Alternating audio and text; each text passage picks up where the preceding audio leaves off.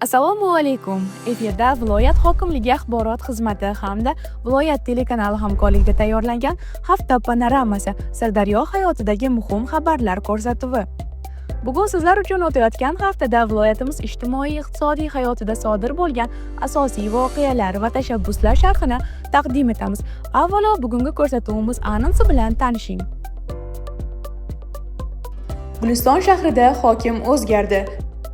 Viloyat rahbari tadbirkorlar kuni doirasida tadbirkorlar bilan uchrashdi. Erkinjon Turdimov sayyor qabul o'tkazdi. Ekologik qadam. Sirdaryoda yangi avtobuslar yo'lga chiqdi. Sirdaryoda havo sifatini yaxshilash bo'yicha amaliy choralar ko'rilmoqda. Sirdaryo viloyatida zarbdor 15 kunlik o'tkazilmoqda.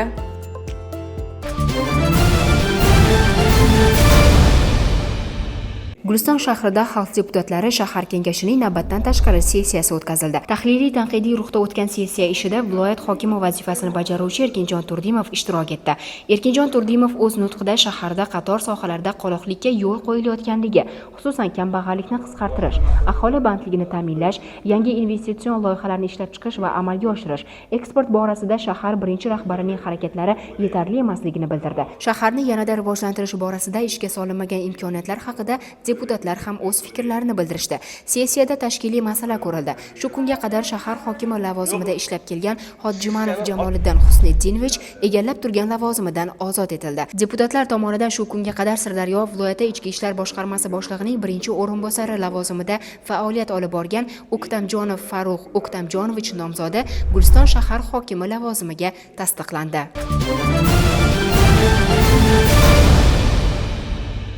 O'tgan hafta davomida Savdo-sanoat palatasining hududiy boshqarmasiga biznes subyektlaridan 32 ta murojaat kelib tushdi.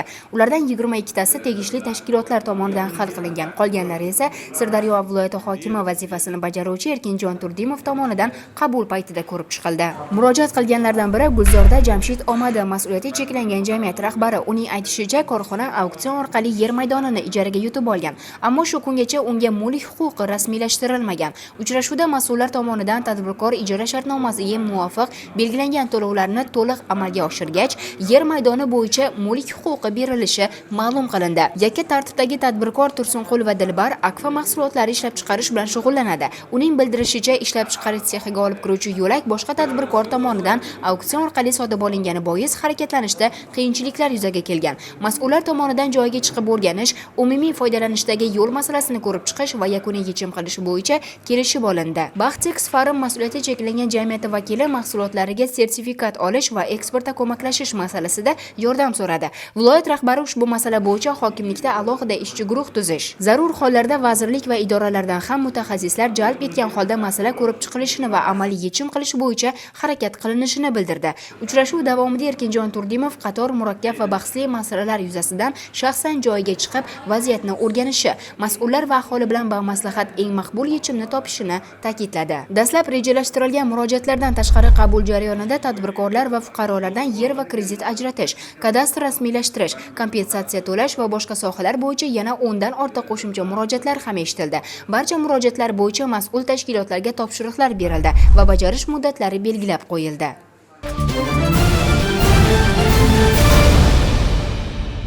Qo'shni davlatdagi universitet o'qiyman, o'shani Guliston davlat universitetiga ko'chirish kerak. Chiqindi qolgan xona yo'qda.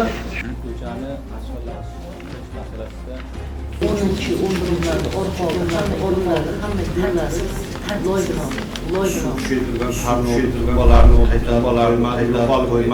O'zi chiroyli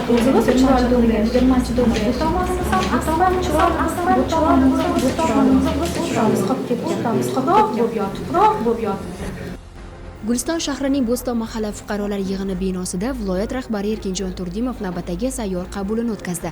Unda Bo'ston mahallasi bilan birga Istiqlol, Buyuk Kelajak va Baxt mahallalaridan ham ko'plab fuqarolar ishtirok etdi. Qabul jarayonida aholini qiynab kelayotgan turli muammolar tinglanib, ular bo'yicha mas'ul idoralarga joyida ko'rsatmalar berildi.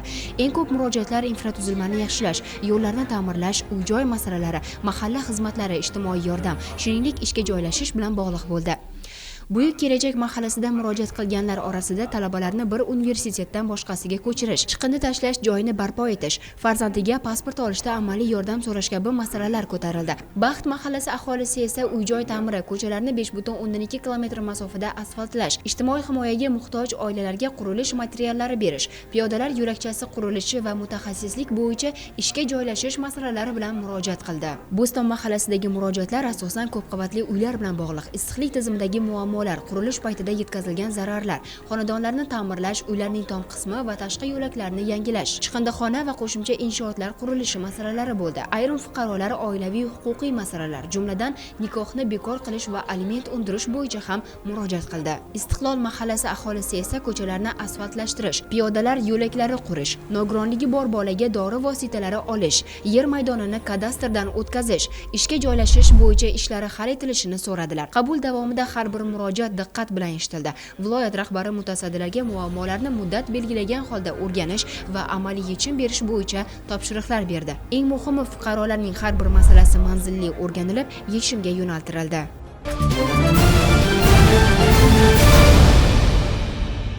Davlatimiz rahbarining tashabbusi bilan mamlakatimizda bo'lgani kabi Sirdaryo viloyatining ma'muriy markazi Guliston shahrida ham jamoat transporti tizimini modernizatsiya qilish va aholiga qulay sharoit yaratish bo'yicha keng ko'lamli ishlar amalga oshirilmoqda. Yurtimizda ekologik tozalikka qaratilgan islohotlar doirasida shahar jamoat transporti parki to'liq yangilanib, zamonaviy va atrof muhitga zarar yetkazmaydigan avtobuslar bilan boyitildi. Shu maqsadda Guliston shahriga imkoniyatlari keng, tejamkor va ekologik standartlarga javob beradigan navbatdagi 52 dona so'nggi rusumli yuqori qulaylikka ega avtobuslar olib kelindi. Ular zamonaviy konditsioner tizimi, xavfsizlik standartlari va yengil harakatlanishi bilan ajralib turadi. Eng muhimi, ushbu transport vositalari atmosferaga zararli chiqindilarni juda kam miqdorda chiqaradi. Bu esa shahar ekologiyasini yaxshilashga katta hissa qo'shadi.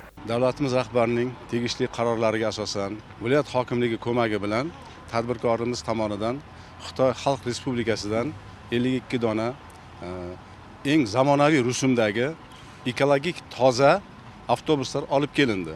Biz bu avtobuslarni olib kelishdan avval Xitoy Xalq Respublikasida ishlab chiqaradigan zavod bilan hamkorlikda ish olib bordik. Bu avtobusni rusumini tanlashda aynan ekologik tozaligiga e'tibor berdik.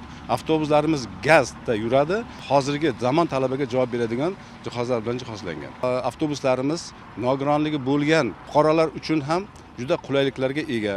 Aravachalarni olib chiqadigan panduslar, qolaversa aravachalar chiqqandan keyin yo'lovchi, nogironligi bor yo'lovchini aravasiga alohida joy uchun ham alohida joy ajratilgan. Pnevma yostiqlar bilan jihozlangan. Konditsioner orqali ichkaridagi yo'lovchilarga toza havo taqdim qilinadi. Yana o'z navbatida bizda mana shu dvigateldan chiqadigan havoni ham tashqariga zararsiz holda chiqarish imkoniyati bor avtobusimizda. 2026-yilda biz yana 20 dona mana shunaqangi zamonaviy ekologik toza avtobuslar xarid qilish niyatimiz bor. Ma'lumotlarga ko'ra, joriy yil boshidan buyon Guliston shahriga keltirilgan yangi avtobuslarning umumiy soni 72 tani tashkil etmoqda. Ushbu yangilanish natijasida shaharda yo'lovchilarga xizmat ko'rsatish sifati yanada oshib, aholining harakatlanish imkoniyatlari ancha kengaydi.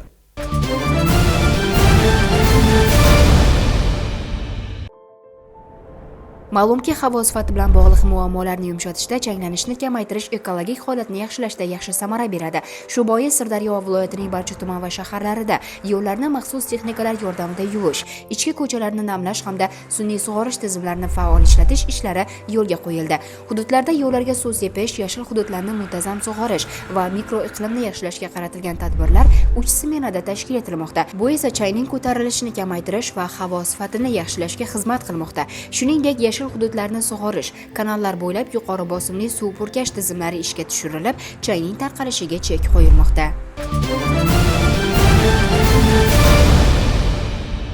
Sirdaryo viloyatida tomorqa madaniyatini rivojlantirish, aholi daromadini ko'paytirish va har bir xonadonning yerdan samarali foydalanishini ta'minlash maqsadida 20-noyabrdan zarbdor 15 kunlik amalga kiritilgan edi. Ushbu tashabbus qisqa muddatda viloyat bo'ylab jonlanish kuzatilishiga sabab bo'ldi. Viloyat rahbarining ta'kidlashicha, bunday tadbirlarning asosiy maqsadi aholiga amaliy yordam berish, namuna ko'rsatish va har bir mahallada tomorqa madaniyatini keng yoyishdir.